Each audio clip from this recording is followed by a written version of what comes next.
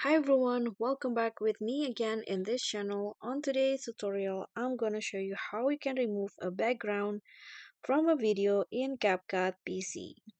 So to remove the background, you can easily do it by clicking on the clip that you add to CapCut and then go to the Cutout section here at the top.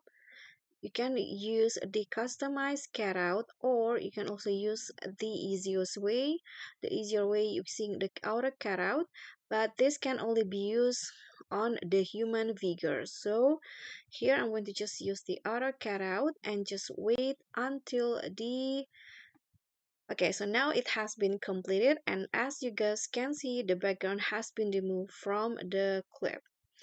Okay, so that's all for me. Thank you so much for watching. Please don't forget to subscribe, like, comment, and also click on the thanks button below. I'll see you all on the next tutorial. Bye.